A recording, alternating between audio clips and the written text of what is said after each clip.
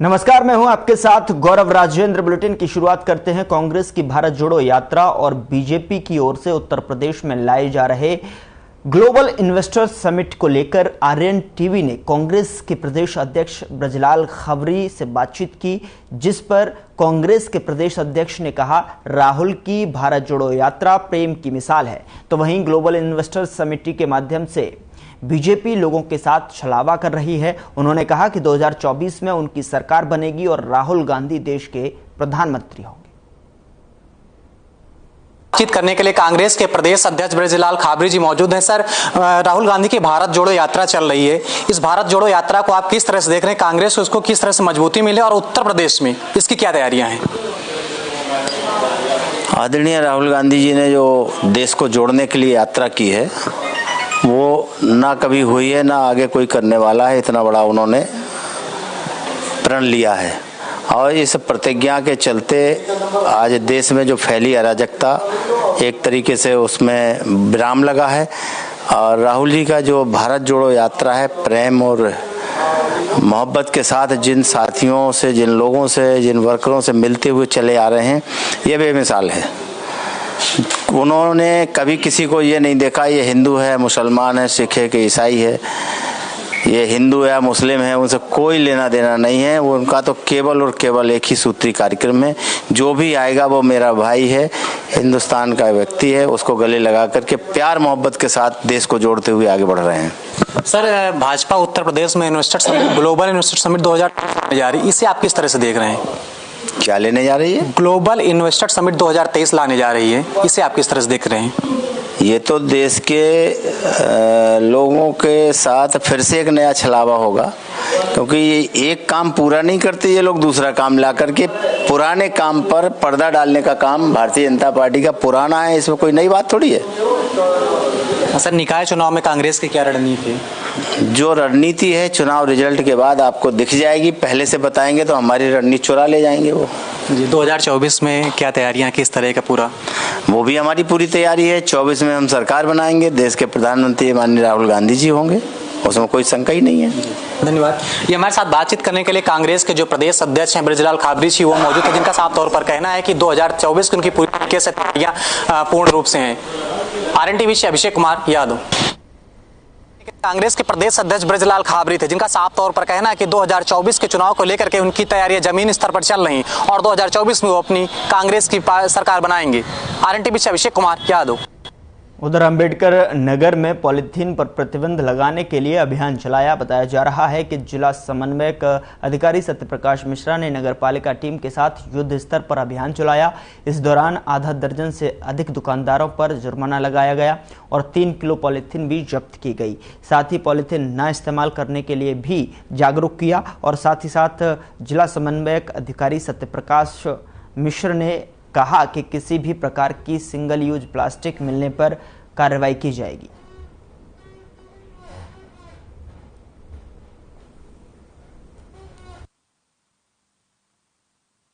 ऐसा है, उत्तर प्रदेश प्रदूषण नियंत्रण बोर्ड का एक लेटर आया हुआ जिसमें हमको व्यापक अभियान चलाना है दिनांक 21 से 25 तारीख तक। जो बड़े बड़े धार्मिक स्थल हैं, बड़े बड़े अनुष्ठान हैं, वहाँ पे पॉलीथीन का एकदम यूज ना हो और उसके स्थान पे झोले का यूज हो। इसके लिए हम लोग व्यापक अभियान चला रहे हैं। आज हम लोग सेवा अभियान चला रहे हैं, इसमें हम लोग कुछ पॉलीथीन भी जब्त की है, जुर्माना भी काटा गया है।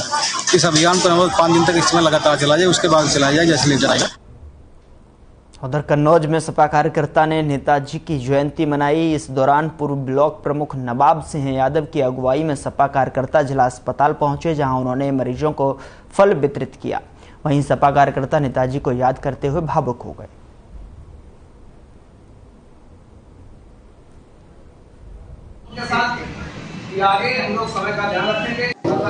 प्रथम जयंती है नेताजी की, तो निश्चित रूप से हम लोग कहीं ना कहीं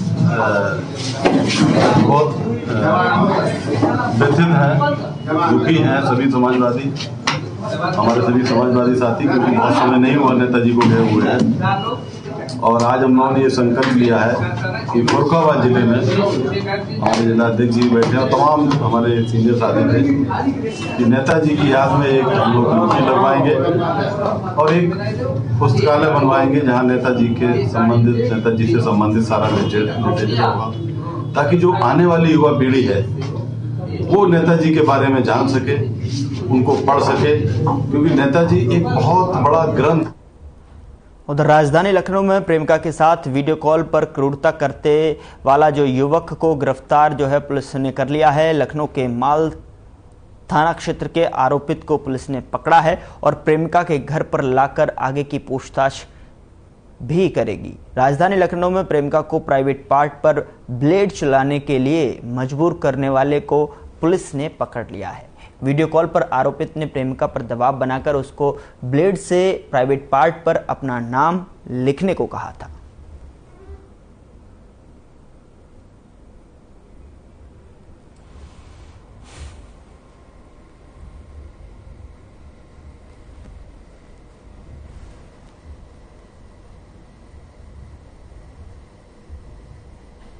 एलडीए यानी लखनऊ विकास प्राधिकरण अवैध निर्माण पर लगाम लगाने के लिए पूरी तरह से तैयारी कर रही है। जानकारी के मुताबिक बता दें कि विकास प्राधिकरण विभाग जो है सिस्टम को ऑनलाइन करने जा रहा है, जिसमें अवैध निर्माण का पता लगेगा। साथ ही लोगों को नक्शे की पूरी जानकारी ऑनलाइन ही मिल जाया करेगी।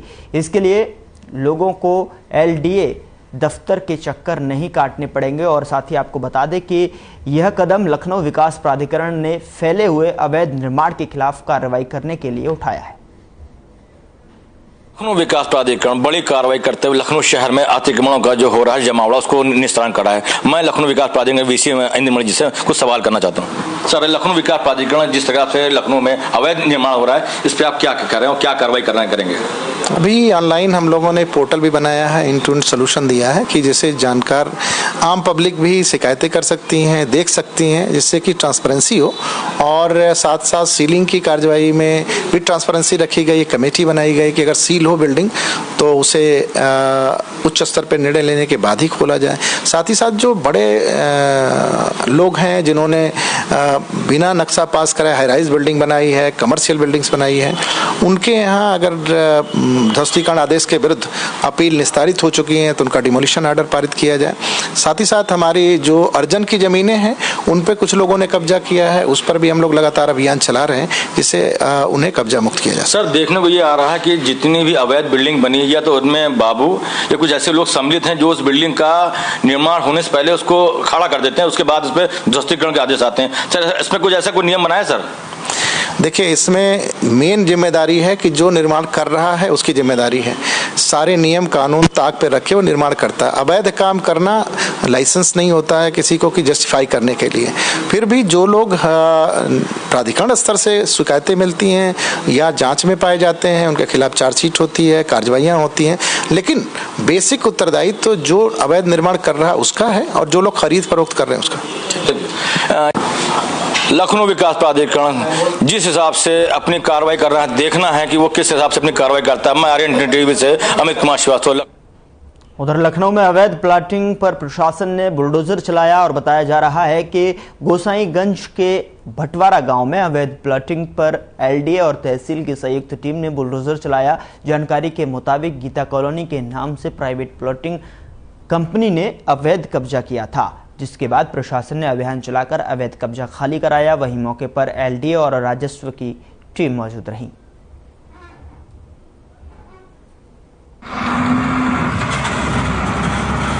भटवारा में एलडीए की ओर से चिन्हित अवैध कॉलोनी, जिसमें आज एलडीए के जनरल अफसर साहब श्री अमित कुमार सिंह जी और मैं यहाँ पर अवैध कॉलोनी विकसित की गई है, इसका डिमोलिशन हो रहा है और इसको गीता कॉलोनी के नाम से जाना जाता है। तो रिकॉर्ड में गीता कॉलोनी कहीं नहीं मिला है ये। तो आज इसमें जो भी कार्रवाइयाँ हो रही हैं, इन लोगों को एलडीए की तरफ से जो जारी नोटिस उसके तहत जो निर्णय हुआ है उसके तहत में डिमोलिशन कार्रवाई की जाएगी। इस बीच बड़ी खबर का रुख करते लखनऊ से बड़ी खबर मिल रही है, जहां पर कांग्रेस के प्रांतीय अध्यक्ष नकुल दवे का बयान सामने आया है। नकुल दवे आयुष एडिशनल में घोटालेबाजों पर बुलडोजर नहीं चला, ये नकुल की तरफ से कहा गया है। बुलडोजर अपराधियों पर नहीं, चिन्हित लोगों पर चल रहा है, ये नकुल की तरफ से कहा गया है। बुलडोजर 3 क्वालिटी के यूपी में पाए जाते हैं, ये नकुल की तरफ से कहा गया है। और निकाय चुनाव को लेकर हम लोग मजबूती से तैयार हैं। बूथ स्तर से लेकर प्रांतीय स्तर तक तैयारी पूरी कर ली गई है। नकुल की तरफ से कहा है, चुनाव लड़ने वाले प्रत्याशियों के टिकट फाइनल। कांग्रेस मजबूती से चुनाव लड़कर खुद को साबित करेगी। इस वक्त की बड़ी खबर लखनऊ से, जहां पर कांग्रेस के प्रांतीय अध्यक्ष नकुल दुबे का बयान सामने आया है। बूथ स्तर से लेकर प्रांतीय स्तर तक तैयारियां पूरी कर ली गई हैं। कांग्रेस मजबूती से चुनाव लड़ेगी। इस वक्त की बड़ी खबर लखनऊ से, कांग्रेस के प्रांतीय अध्यक्ष नकुल दुबे का बयान सामने आया है। एडिशनल में घोटालेबाजों को लेकर भी उन्होंने बोला है, चुनाव लड़ने वाले प्रत्याशियों के टिकट जो हैं फाइनल कर लिए गए हैं। इस वक्त की बड़ी खबर लखनऊ से आप तक पहुंचा रहे हैं कांग्रेस के प्रांतीय अध्यक्ष नकुल दुबे का बयान।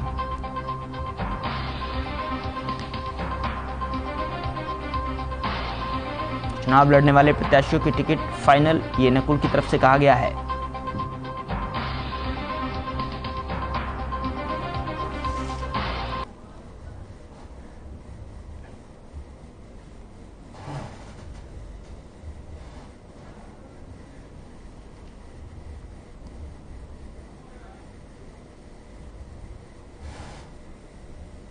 मैं शुरुआत, चूंकि आज पूरे हिंदुस्तान के लिए सिर्फ एक ही सबसे बड़ी खबर है, वो है भारत जोड़ो यात्रा, जो कि सम्मानित श्री राहुल गांधी जी द्वारा लगभग 80 दिनों से चली जा रही है। हम सब लोग भले ही शारीरिक रूप से वहां पर नहीं है, लेकिन हम लोग का मन, हम लोग की आत्मा सब वहीं पर लगी हुई है। और हम लोग रात दिन ईश्वर से ही प्रार्थना करते हैं कि आप जैसे भी इस यात्रा को अंजाम दे रहे हैं, आप स्वस्थ रहें और इस देश में जो आप क्रांति चाहते हैं वो फलीभूत हो, वो आपके अरमान पूरे हो। उधर जनपद मथुरा की कोतवाली नगर थाना क्षेत्र के अंतर्गत शहर के व्यस्ततम स्टेट बैंक चौराहे के नजदीक उस समय एक अजीब वाक्य सामने आया, जब एक ऑटो चालक अपने ऑटो में बीच रोड पर ही ऑटो में सो गया, जिसके चलते वाहनों की लंबी कतारें ऑटो के पीछे जो है लग गई। राहगीरों ने ऑटो चालक को काफ़ी जगाने का प्रयास किया, लेकिन वह नहीं जगा। स्थानीय लोगों ने थक हार कर पुलिस को सूचना दी, जिसके बाद मौके पर पहुंची पुलिस ने ऑटो चालक को जगाकर सड़क से ऑटो को हटवा कर यातायात सुचारू करवाया।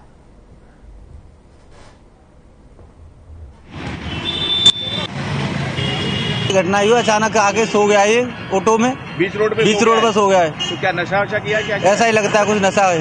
कितनी देर से खड़ा हुआ ये हो गया 10-15 मिनट लगभग। तो क्या वाहनों को रोकना पड़ रहा है? हाँ, रोकना पड़ा, साइड से भेजना पड़ा। अच्छा, पहली शिफ्ट में वही औरता में तुरंत जैसे ड्यूटी आया वैसे अभी नहीं आ गया। क्या मामला है पूरा? टेम्पो खड़ा कर रहा था। खबर मिर्जापुर से है, जहां शक्ति आराधना के लिए विंध्य पर्वत पौराणिक काल से प्रसिद्ध है। यहाँ पर माँ विंध्यवासिनी के साथ माँ अष्टभुजा और महाकाली का मंदिर विराजमान है। बता दें कि महाकाली मंदिर को लोग काली खोह के नाम से भी ज़्यादा जानते हैं। इस मंदिर का तंत्र साधना के लिए विशेष महत्व है, जहाँ लोग काली खोह मंदिर में तंत्र साधना के लिए तांत्रिक नवरात्र के सप्तमी तिथि को माँ के 7वें स्वरूप कालरात्रि की साधना करते हैं।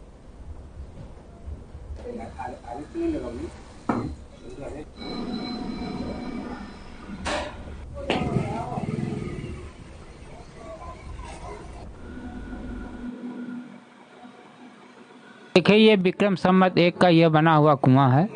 इस कुआं की सबसे बड़ी विशेषता ये है कि इस कुएं में वैज्ञानिक कारण ये है कि इसमें आयरन और कैल्शियम की मात्रा ज़्यादा है, जो पेट के लिए बहुत ही फायदा होता है। और बाकी जो है तो ये जंगल के बीच में कुआं है, जो जड़ी बूटियों के छन कर के पानी आता है। तो और ये आध्यात्मिक कारण है। 21 साल हो गया मुझे बढ़ते, 21 साल से बढ़ता हूँ। यहाँ जो हनुमान जी रहते थे, मैं उनकी सेवा करता था, साल में उनका भंडारा करता था। लॉकडाउन की वजह से हनुमान जी लोग यहाँ से चले गए पहाड़ पे। अच्छा, तो आजकल लंगूर यहाँ इतने कम क्यों हो गए हैं? वही लॉकडाउन की वजह से कम हो गए। इस समय हम लोग माँ विंध्यवासिनी धाम के त्रिकोण अंतर्गत खड़े हैं। आप देख रहे हैं, यह स्थान विंध्य त्रिकोण अंतर्गत आता है। यह माँ काली का त्रिकोण के दूसरा स्थान है। विंध्य त्रिकोण के दूसरे स्थान पर माँ महाकाली विराजमान है। माँ महाकाली अपने भक्तों का निरंतर कल्याण करने के लिए यहाँ विराजमान हैं। अनेक श्रद्धालु वर्ष भर में हजारों श्रद्धालु यहाँ आकर माँ महाकाली का आशीर्वाद लेते हैं और अपने त्रिकोण को पूर्ण करते हैं। विंध्य क्षेत्र में 3 कोण पर 3 महाशक्तियाँ विराजमान हैं। प्रथम महाशक्ति माँ विंध्यवासिनी, द्वितीय महाशक्ति माँ काली कालीखो में स्थित हैं और तीसरी महाशक्ति माँ अष्टभुजा हैं जो कंस के साथ से छूटकर यहाँ विराजमान हुई थी। तो इस समय हम माँ महाकाली कालीखो में पर बात करेंगे। माँ महाकाली यहाँ रक्त बीज का वध करने के बाद यहाँ अपने भक्तों का कल्याण करने के लिए विराजमान है। माँ महाकाली का मुख आकाश की तरफ उठा हुआ है। इससे ऐसी मान्यता है कि इन्होंने रक्त बीज का रक्तपान करने के लिए अपना मुख ऊपर की आकाश की ओर किया था, जिससे रक्त बीज का एक भी रक्त पृथ्वी पर न पड़े और दूसरा रक्त बीज पैदा न हो सके।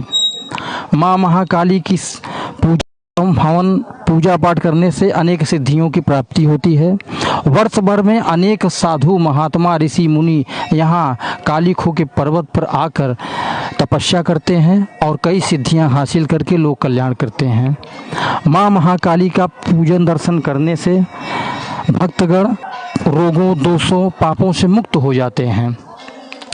माँ महाकाली के मंदिर के पृष्ठभाग में भैरव विराजमान हैं। यहाँ पर जो भी भक्त आते हैं वो महाकाली के दर्शन के पश्चात भैरव का भी दर्शन करते हैं। भगवान भैरव का दर्शन करने से यहाँ दर्शन की पूर्ण फल प्राप्त होता है। माँ महाकाली और भैरव जी के मध्य में एक कुआं है।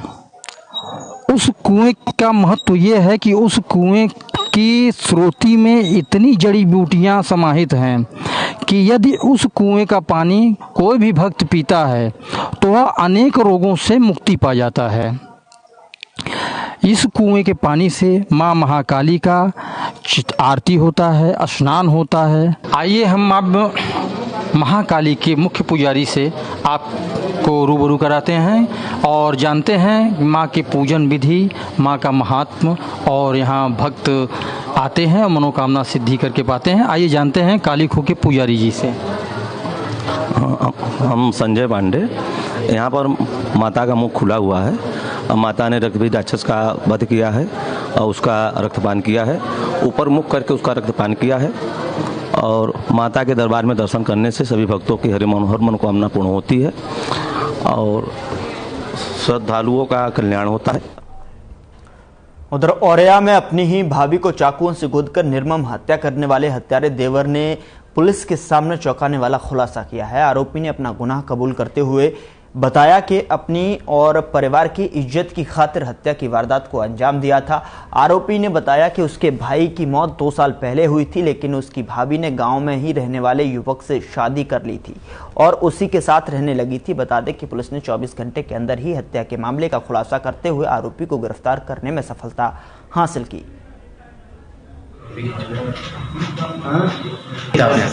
इज्जत के ख्याल में मैंने अपने नहीं बदले इस बात ये काम से आपने हत्या कर दी थी। बहुत समझाया, मैं 2 साल से समझाते मेरे दिल दिमाग उठ गया। काय से की थी? चाकू से मारा था। कितने चाकू? एक चाकू से मारा। थाना क्षेत्र के ग्राम पूर्वा पिताराम में दिनांक 20/11/2022 को देवर ने चाकू से गोद करके अपने भाभी की हत्या कर दी गई थी, जिसमें समुचित धाराओं में अभियोग पंजीकृत था। पुलिस अधीक्षक महोदय द्वारा घटना को शीघ्र अनावरण हेतु 5 टीमें गठित की गई थी।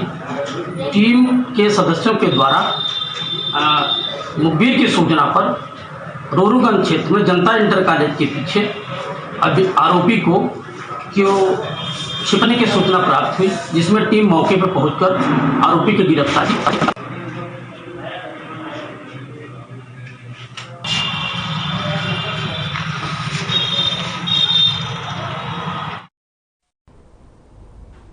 उत्तर प्रदेश के जिला अस्पतालों में डॉक्टरों की कमी का खामियाजा आम आदमी को भुगतना पड़ रहा है। ऐसा ही एक नज़ारा जालौन के मुख्यालय उरई में देखने को मिला। यहाँ के कान्हा हॉस्पिटल में एक महिला ने नवजात शिशु को जन्म दिया, जिसके बाद इलाज में लापरवाही होने के बाद नवजात को मौत हो गई और इस दौरान परिजनों ने काफ़ी हंगामा काटा।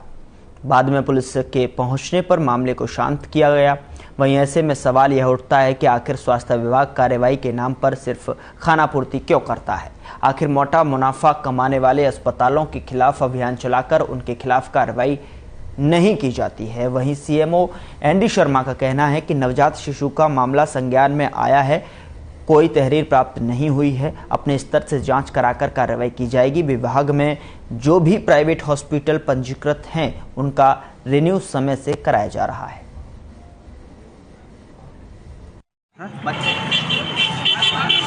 कुछ वीडियो भी देखे हैं परिवारजनों को रोड में बैठे हुए, और कि किसी नवजात शिशु की मृत्यु हुई है उस अस्पताल में।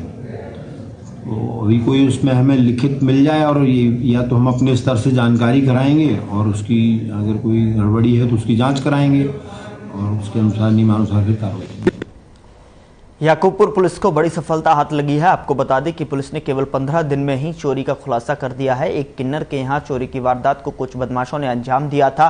पुलिस ने खुलासा करने के साथ नामजद आरोपी को गिरफ्तार कर उसके पास से लाखों रुपए कीमत के जेवरात, नकदी समेत एक कार और एक बाइक भी बरामद की है।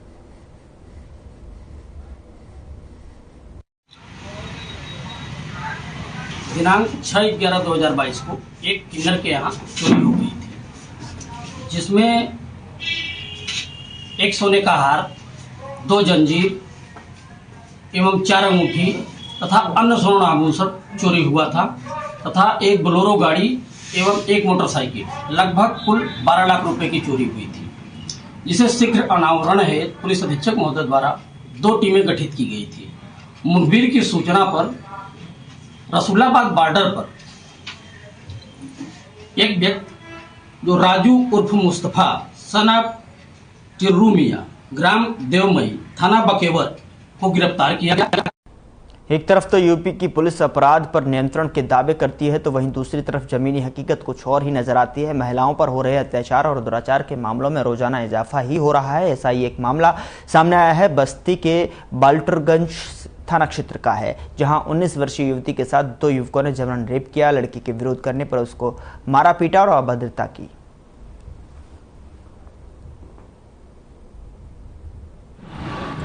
बाल्टरगंज थाने का जिनवा गांव है, जहां से आज एक पीड़िता और उसके परिजन सुबह 8 बजे लगभग थाना बाल्टरगंज पे आए थे और उनके लड़की के परिजनों ने यह बात बताई कि 2 लोगों ने उसकी पुत्री के साथ गलत कार्य किया है। इस सूचना पर जो भी तहरीर थाने पर मिली है उस पर एक अभियोग दर्ज हो गया है बलात्कार का, और इसमें 2 लोग नामित हुए हैं और अभियुक्तों की गिरफ्तारी के लिए टीमें लगा दी। बस्ती में पुलिस को बड़ी कामयाबी मिली है। बताया जा रहा है कि पुलिस ने हत्या के आरोपी को गिरफ्तार किया है। बता दें कि आरोपी ने शराब ना पिलाने पर दिव्यांग युवक पर हमला कर दिया, जिसके बाद आरोपी मौके से फरार हो गया। हालांकि दिव्यांग को घायल अवस्था में जनता उपचार माध्यमिक विद्यालय इटावा के पास बरामद किया और परिजनों ने गौर अस्पताल पर ले गए।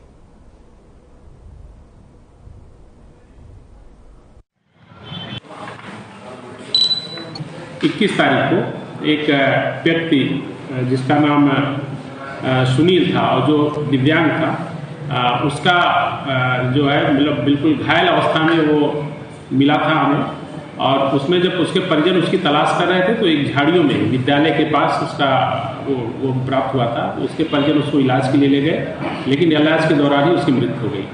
इसमें भी टीमें सक्रिय हुई, शेषमणि उपाध्याय सीओ साहब और जो थाना अध्यक्ष हैं उनके नेतृत्व में टीमें सक्रिय हुई, और इसमें ये जानकारी प्रकाश में आई कि ये जो मृतक सुनील था और उसका एक दोस्त महेश तिवारी, ये दोनों बेसिकली शराब पीने का आदी थे और किसी व्यक्ति के घर। फिलहाल बुलेटिन में इतना ही। नमस्कार।